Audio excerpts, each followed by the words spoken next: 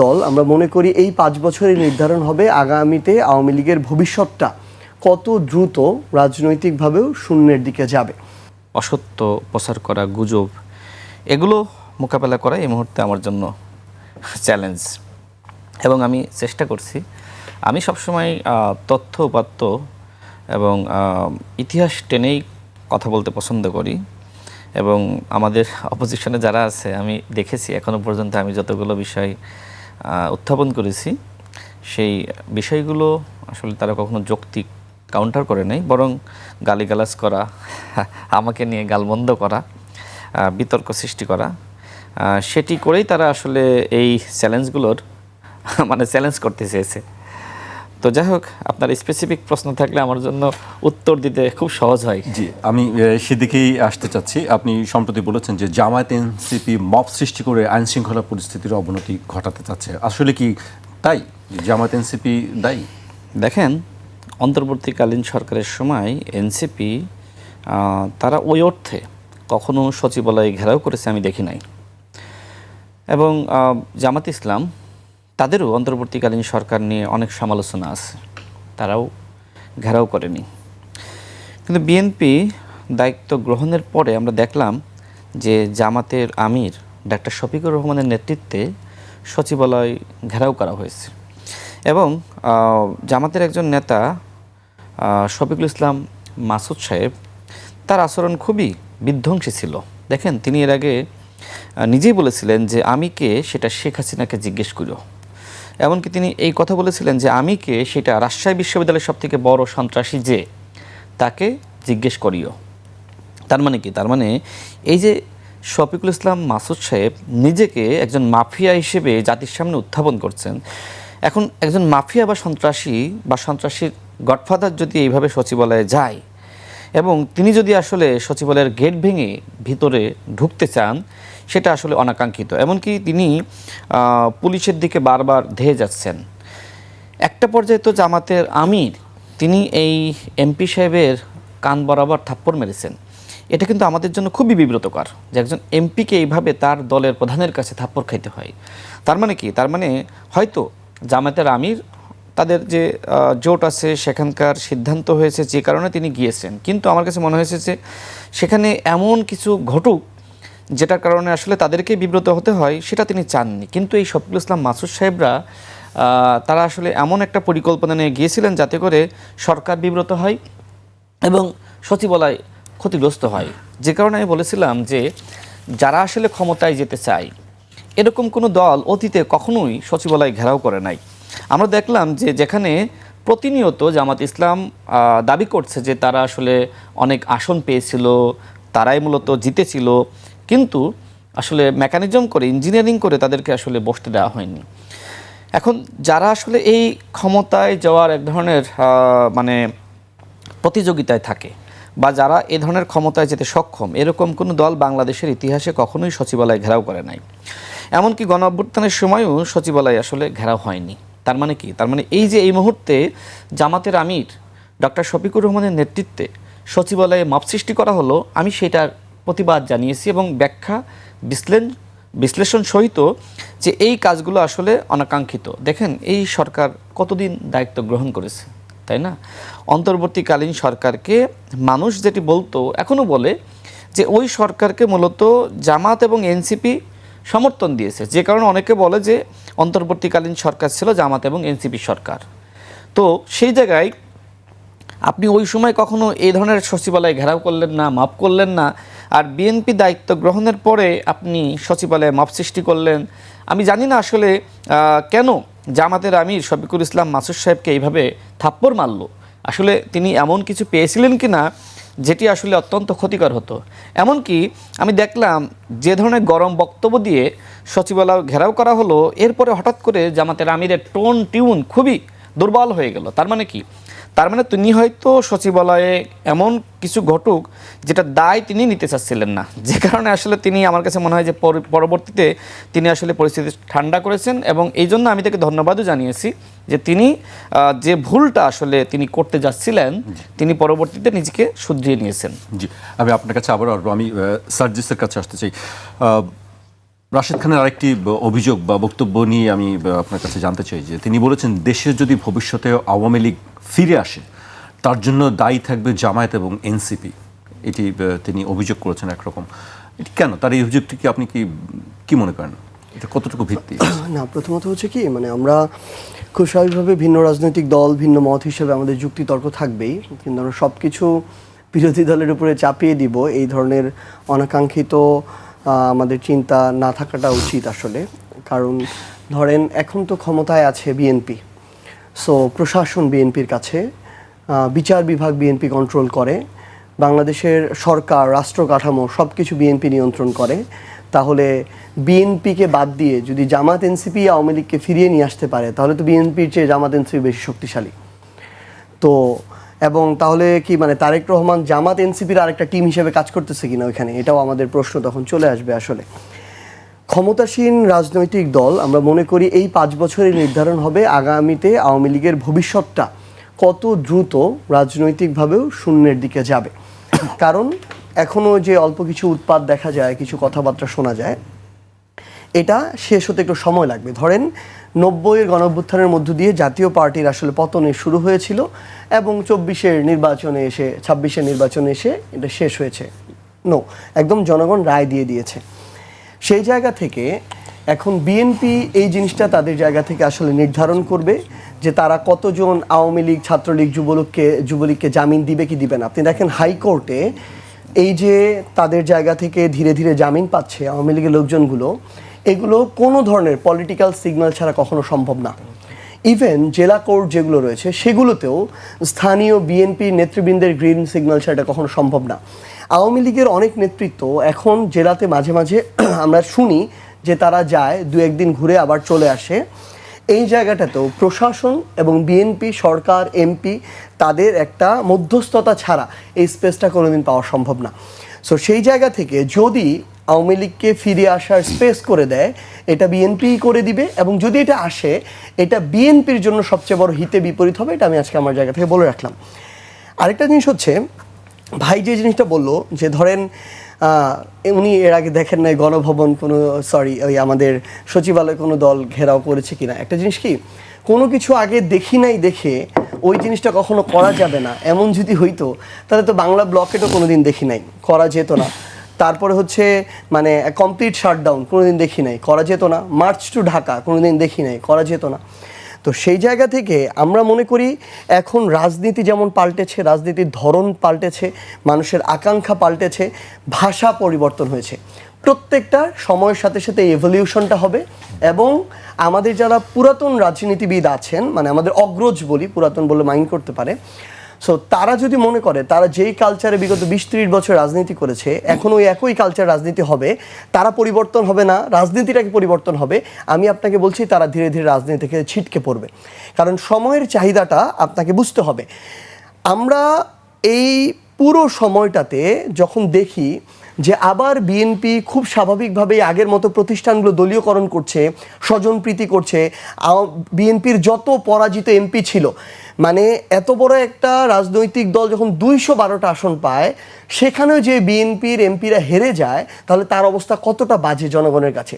সেই এমপিকে আমার সিটি কর্পোরেশনের প্রশাসক করা হয়, সেই এমপিকে জেলা পরিষদের প্রশাসক করা হয়, বড় বড় বিভিন্ন জায়গায় মহাপরিচালক বানিয়ে দেওয়া হয়। তাহলে এটা তো হচ্ছে আপনি উচ্ছিষ্টদের যে ডাস্টবিন, সেই ডাস্টবিন থেকে ওই ময়লা দিয়ে আপনি আবার দেশ সাজাইতে চাচ্ছেন। তাহলে এটা তো পুরাতন রাজনীতি। এই দলীয়করণ যখন করা হচ্ছে, যখন মানুষ ঠিকমতো গ্যাস পাচ্ছে না, বিদ্যুৎ পাচ্ছে না, আমি বিরোধী দল হিসেবে আমি কর্মসূচি করব। আমি যেমন সচিবালয়ের সামনে গিয়েছি, আমি কোনো একদিন যদি প্রয়োজন হয় আমি সংসদের সামনে মানিক মিয়া এভিনিউতে গিয়েও বসবো। কোনোদিন যদি আমার প্রয়োজন হয় আমি হয়তো বঙ্গভবনের সামনে গিয়েও বসবো। এটা তো আমি জনগণের জন্য বসেছি।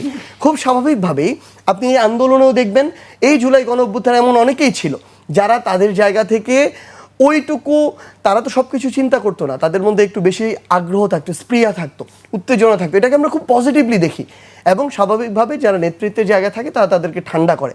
কিন্তু সেটাকে যেভাবে ফ্রেমিং করা হচ্ছে, থাপ্পড় বা হচ্ছে অনাকাঙ্ক্ষিত ঘটনা, আমরা ওইটাকে এইভাবে দেখি না, বরং এটা হচ্ছে ওই সম্পর্কের জায়গাটা থাকাটাও গুরুত্বপূর্ণ রাজনীতিতে, যে একজন এমপি উনি, তারপরও ওনার নেতৃস্থানীয় একজন ওনাকে থামিয়েছেন এবং উনি ওটা অ্যাকসেপ্ট করেছেন খুবই সুন্দরভাবে। কিন্তু আমরা এখন দেখি মানে ওনারা ওনাদের পাল্লায় সবাইকে মাপতে চান। আপনি দেখবেন বিএনপিতে তারেক রহমান বলতেছে চাঁদাবাজি করা যাবে না, তারেক রহমান বলতেছে আমরা এদের বিরুদ্ধে ব্যবস্থা নিব, তারেক রহমান বলতেছে মাদক ব্যবসা করা যাবে না, দখলদারি করা যাবে না, ক্ষমতার অপব্যবহার করা যাবে না, দলীয় লোক এই করা যাবে না।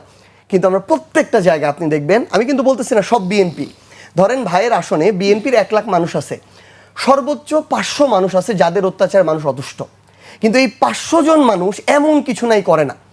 আমরা কেন হবিগঞ্জে গিয়ে জি.কে. গাউসের বিরুদ্ধে কথা বলেছি? জি.কে. গাউসের ডান হাত বাম হাত যারা আছে, যারা আমাদের উপর হামলা করেছিল, ধরেন কেউ ছাত্রদল করে কিন্তু সে মাদকের ব্যবসা নিয়ন্ত্রণ করে, ধরেন কেউ যুবদল করে কিন্তু সে ওই থানার বাণিজ্যটা নিয়ন্ত্রণ করে, ধরেন আরেকজন শ্রমিক দল করে সে জলমহলের বাণিজ্যটা নিয়ন্ত্রণ করে। মানুষ অতিষ্ঠ হয়ে গিয়েছে, মানুষ তার নেতাকর্মীদের অনুমতি ছাড়া একটা মামলা করতে পারে না, পুলিশের কাছে যাইতে পারে না, একটা নিজের জমিতে ঘর তুলতে পারে না। তো এই ধরনের যারা রাজত্ব কায়েম করে, ত্রাসের রাজত্ব, আমি যদি তাদের বিরুদ্ধে কথা বলতে যাই আর সেটাকে যদি এইভাবে ফ্রেমিং করা হয়, এটা আগে কখনো হয় না, তাহলে তো হইতে পারে না। বরং আমরা মনে করি মানুষ তাদের জায়গা থেকে যে পরিবর্তনটা চাচ্ছে, আমাদের এই প্রতিবাদের ভাষাটাও ধীরে ধীরে পরিবর্তন হবে। আমরা এটা করব, সরকারি দলকে এটাতে অভ্যস্ত হইতে হবে। যদি আমাদের মনে হয় কোনো জায়গায় সংশোধন প্রয়োজন, আমরা সেটাও করব, কিন্তু এটা সরকারি দলের কথায় না, এটা জনগণের কথা থেকে আসতে হবে। এবং আমরা শুধু আপনাকে এইটুকু বলে রাখি যে ভাই একটা জিনিস বলছেন, আমি শুধু এইটুকু মেনশন করে দিই। ভাই বলছেন যে সর্বশেষ সরকারটা ছিল জামাত এনসিপির সরকার। হয়তো ভাই ওই টাইমে এটার সাথে এত কানেক্টেড ছিলেন না, কিন্তু জনাব তারেক রহমান নিজে খুব ভালো করে জানেন এই উপদেষ্টা পরিষদে যাদের নাম ছিল সেখানে তারেক রহমানের লোকের দেয়া নামও, তারেক রহমানের দেয়া লোকও সেখানে ছিল, এবং যারা উপদেষ্টা হয়েছে একজনের এগেনস্টও তারেক রহমান বিরোধিতা করে নাই। এখানে যেমন বৈষম্য বিরোধী ছাত্র আন্দোলনের নাম ছিল, এখানে যেমন জামায়াতেরও অনেকের নাম ছিল, বিএনপিরও ছিল, আর্মিরও ছিল, ডক্টর ইউনূসের নিজের ছিল, সিভিল সোসাইটির ছিল, সামগ্রিকভাবে সবার ছিল। এবং সবচেয়ে বড় দল হিসেবে বিএনপির স্টেকটা সবচেয়ে বেশি ছিল। এ কারণেই যখন অন্তর্বর্তীকালীন সরকার শেষ হয়ে গেল, ওই সরকারের লোক আমরা পররাষ্ট্রমন্ত্রী দেখি বিএনপিতে, আইনমন্ত্রী দেখি বিএনপিতে, বিভিন্ন গুরুত্বপূর্ণ জায়গায় আমরা দায়িত্ব দেখি বিএনপিতে, কিন্তু এনসিপিতে আপনি কাউকে দেখতে পাবেন না, জামায়াতে দেখতে পাবেন না। এটা হচ্ছে দুঃখজনক সত্য। জি, আপনার কাছে আমি আবারও আসবো। আপনারা দুজনই আমরা দেখেছি অতীতে যে একজনের বিরুদ্ধে পাল্টাপাল্টি চ্যালেঞ্জ একজনের বিরুদ্ধে না, রাজনীতির মাঠের কথাই আমি বলি। সেক্ষেত্রে রাশেদ খানের কাছে আমি আসতে চাই। আপনি বলেছেন যে এনসিপি জামায়াতের মস্তিষ্ক দ্বারা পরিচালিত হয়, ব্রেইন দ্বারা, এবং জামায়াত তাদেরকে পরিচালিত করে, নাহিদ ইসলাম কেউ তারা পরিচালিত করছেন। আসলে কেন আপনার কাছে মনে হয় যে এনসিপি জামায়াত দ্বারা পরিচালিত হচ্ছে? আমি কি তার বক্তব্যের কাউন্টারগুলো বা উত্তরগুলো আগে দিব? আমি অবশ্যই, তারপরে আমি শেষে আপনার উত্তর দিই।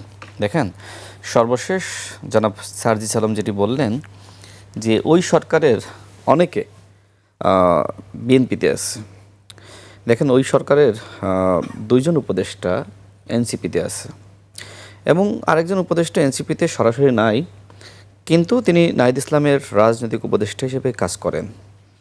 যেমন আসিফ মাহমুদ, তিনি মুখপাত্র, আর নাহিদ ইসলাম তো উপদেষ্টা থাকাকালীন সময়েই তিনি এই দল গঠন করেছেন এবং সেই সময় তো আসলে আমাদের সাথে অনেক আলোচনা হয়েছে। আমি জানি, আপনিও জানেন, কারণ তিনি যে সময় ছাত্র উপদেষ্টা দল গঠন নিয়ে অসংখ্যবার নাহিদ ইসলামের বাড়িতে আলোচনা হয়েছে। মন্ত্রীপাড়ার যে বাসভবন ছিল সেখানে আমাদেরও কয়েকবার ডেকেছে। নুরুল হক নূর সহ গণ অধিকার পরিষদের সাথে সেই সময় বেশ ইতিবাচকভাবে আলোচনা হচ্ছিল যে নতুন দল গঠনে আসলে একসাথে কাজ করি, না দল গঠনে শুরুতে। তো সেই সময় জনাব নাহিদ ইসলামের বাসভবনে জনাব সার্জিস আলম তিনিও ছিলেন, এমনকি তাদের শীর্ষ নেতৃবৃন্দ সবাই ছিলেন, এবং সেই সময় নাহিদ ইসলাম স্বয়ং উপদেষ্টা। অর্থাৎ আমি যে কথাগুলো বলছি সেটা জনাব সার্জিস আলমকে সাক্ষী রেখেই বলছি যে এনসিপি গঠিত হয়েছে অন্তর্বর্তীকালীন সরকারের পৃষ্ঠপোষকতা এবং সহযোগিতায়। এটা আপনি প্রমাণ করতে পারবেন না যে আপনি অন্তর্বর্তীকালীন সরকারের আশীর্বাদ ছাড়াই আপনি এনসিপি গঠন করেছেন। তার মানে আসলে কি তাই? আমরা আমি শেষ করার পরে সে বলবে করুক কিভাবে তাদের পৃষ্ঠপোষকতা হয়েছে, মানে নোট করুক, তার সময় সে বলবে। ঠিক আছে। তো এটা একটা ব্যাপার গেল। দ্বিতীয়ত হলো অন্তর্বর্তীকালীন সরকারের সময়ে আমাদের জনাব সার্জিস আলম তিনি ওই সময়ে বেশ অনেক কিছু ভোগ করতে পেরেছেন। এটি পরবর্তীতে নিজেই বলেছেন যে দেখেন আপনারা সবাই অন্তর্বর্তীকালীন সরকারকে মিস করবেন। ওই সময় আমরা মন চাইছে অমুক উপদেষ্টার বাড়িতে ঢুকে গিয়েছি, মন চাইছে অমুক সচিবের রুমে ঢুকে গিয়েছি, এইটা তো আর আমরা আর পারবো না। এই ভিডিও নিশ্চয়ই আপনিও দেখেছেন। ঠিক এইভাবে তার বক্তব্যগুলো আমরা শুনেছিলাম। তার মানে কি? তার মানে অন্তর্বর্তীকালীন সরকারের সময় এনসিপি তারা সুবিধাভোগী ছিল। এই জন্য আমাদের সার্জিস আলম তিনি কিন্তু বলছিলেন যে স্টেটম্যান হিসেবে ডক্টর মোহাম্মদ ইউনূসের 5 বছর থাকা উচিত। এমনকি তাদের আরও অনেক নেতৃবৃন্দ 12ই ফেব্রুয়ারি নির্বাচনের তারিখ যে সময় ঘোষণা করা হয়, তারা বারবার বলছিল 12ই ফেব্রুয়ারি বাংলাদেশে কোনো নির্বাচন হবে না। এবং এই বক্তব্য আপনি শুনেছেন তাদের আরেকজন মুখপাত্র নাসিরউদ্দিন পাটোয়ারি নিজেই বলেছিল 12ই ফেব্রুয়ারি বাংলাদেশে কোনো নির্বাচন হবে না। এমনকি তারা যে দলের সাথে এই মুহূর্তে জোটে আছে সেই দলও তো বারবার বলছিল পিআর ছাড়া বাংলাদেশে নির্বাচন হবে না। আচ্ছা, আমার প্রশ্ন হলো যে এনসিপি শুরুতে তাদের আমি ব্যাপক সাড়া দেখেছি। আমার কাছে মনে হয়েছিল যে যারা গণ অভ্যুত্থানে যে সকল তরুণরা নেতৃত্ব দিয়েছে তাদের একটি দল হওয়া দরকার, কারণ আওয়ামী লীগ তো ভ্যানিশ হয়ে গেছে। কবে ফিরবে বা ফেরার আদৌ প্রয়োজন আছে কিনা বা ফেরা উচিত কিনা নানান ধরনের চিন্তার জায়গা থেকে মানুষ ভাবছিল যে এনসিপি বিকল্প, এবং সেই বিকল্প চিন্তা আমরা তাদের মধ্যে দেখেছি। অনেকে এনসিপির প্রতি আশান্বিত হয়ে ভরসা করে দেশের বাইরে তাদের উজ্জ্বল কেরিয়ার বিসর্জন দিয়ে বাংলাদেশে এসেছিল, যেমন একজন ডাক্তার জারা। পরবর্তীতে এনসিপি যে সময় জামাতের সাথে জটে গেল, ডাক্তার জারা থেকে শুরু করে এরকম যারা ছিল সম্ভাবনাময়ী, তারা অধিকাংশই আসলে এনসিপি ত্যাগ করেছে। দেখেন এনসিপি কেন বারবার বলছিল যে জামাত ইসলাম বাংলাদেশে সংস্কার চায় না, পিআরের নামে প্রতারণা করছে, এই কথা নাহিদ ইসলাম নিজে বলেছিল। নাহিদ ইসলাম আরও বলেছিল যে জামাতের নেতৃত্বকে দেশের মানুষ গ্রহণ করবে না। এমনকি জামাত সম্পর্কে তার আরও অনেক নেতিবাচক মন্তব্য আমরা শুনেছি। আমার মাঝে মধ্যে নিজের কাছে প্রশ্ন তৈরি হয় যে নাহিদ ইসলাম বলল যে জামাতের নেতৃত্বকে দেশের মানুষ গ্রহণ করবে না, সেই নাহিদ ইসলাম কি করে জামাতের নেতৃত্বকে গ্রহণ করলো? এবং আরও আমার খুব দুঃখ লাগে যেখানে নাহিদ ইসলামের আহ্বানে, তার এক দফার আহ্বানে দেশের সমস্ত জনগণ, এমনকি আমি সহ আপনি, আমরা সবাই, সমস্ত রাজনৈতিক শক্তি, সামাজিক শক্তি, এমনকি সরকারের একটি অংশ, আমলাদের একটি অংশ, প্রশাসনের একটি অংশ, তারা সবাই রাজপথে নামলো। সেই নাহিদ ইসলাম কিভাবে, যারা এই দেশের জন্মে বিশ্বাস করে নাই, কিভাবে আসলে তাদের সাথে তাদের নেতৃত্ব মেনে জোটে গেল আমি জানি না। নাসিরউদ্দিন পাটোয়ারি সম্পর্কে আপনিও শুনেছেন, তিনি কি বলেছে?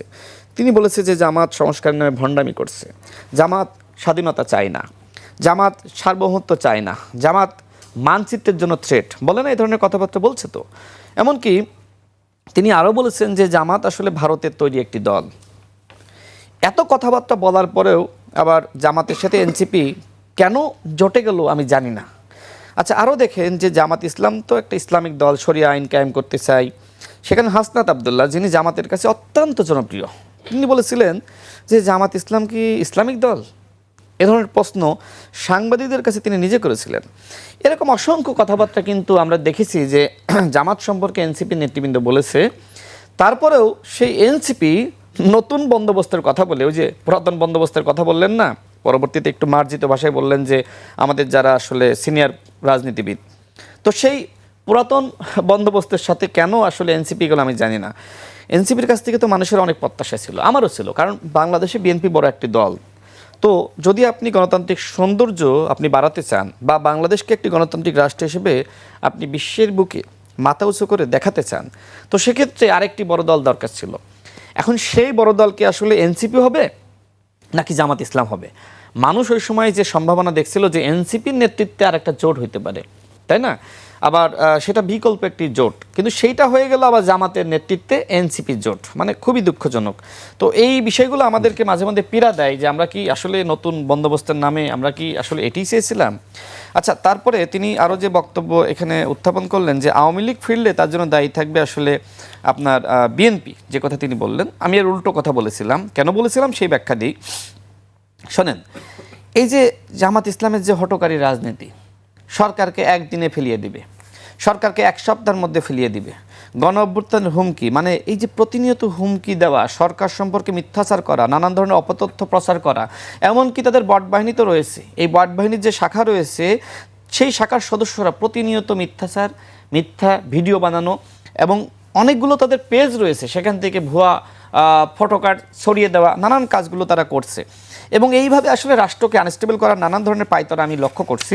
যে জন্য আমি বলেছিলাম যে আওয়ামী লীগ তখনই ফিরতে পারবে যখন আসলে একটা অস্বাভাবিক পরিস্থিতি বিরাজ করবে, এবং সেই অস্বাভাবিক পরিস্থিতি আসলে বাংলাদেশে সৃষ্টি করছে এই মুহূর্তে জামাত ইসলাম এবং এনসিপি এর সাথে আসলে যুক্ত হয়েছে। আর এই জায়গা থেকে মূলত আমি এই কথা বলেছিলাম। আচ্ছা, বিচার বিভাগের কথা বললেন যে বিচার বিভাগ তো আসলে বিএনপির নিয়ন্ত্রণে। দেখেন, বিচার বিভাগ স্বাধীনভাবে কাজ করছে,